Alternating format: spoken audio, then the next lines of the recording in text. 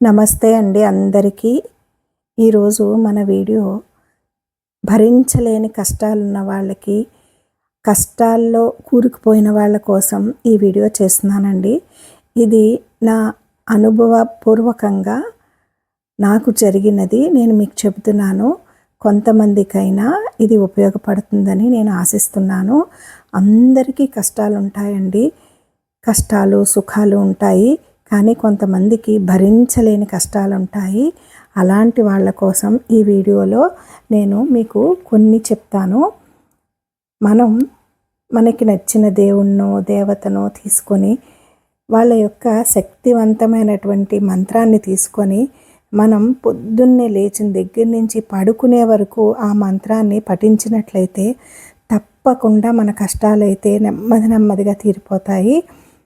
ఇందులో దుర్గా అమ్మవారి మంత్రాన్ని నేను మీకు చెప్తున్నాను.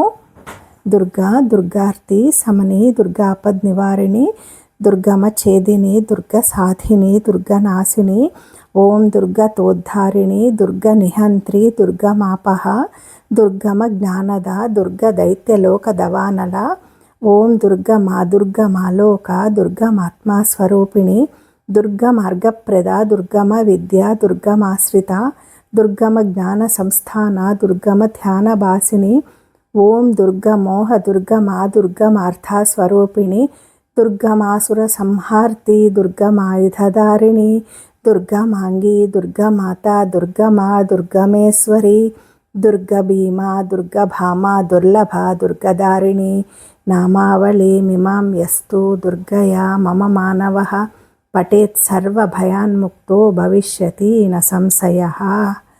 ఇలా ఈ మంత్రాన్ని కనుక ప్రతిరోజు పఠించినట్లయితే తప్పకుండా మనకి నెమ్మదిగా అయితే కష్టాలు తీరుతాయండి. ఒకసారి చదివామా, 10 సార్లు చదివామా, 100 సార్లు చదివామా, 1000 సార్లు చదివామా కాదండి.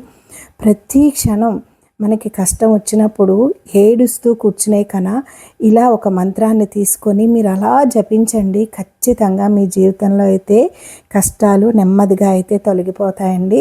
ఇది నా అనుభవపూర్వకంగా మీకు చెప్తున్నాను.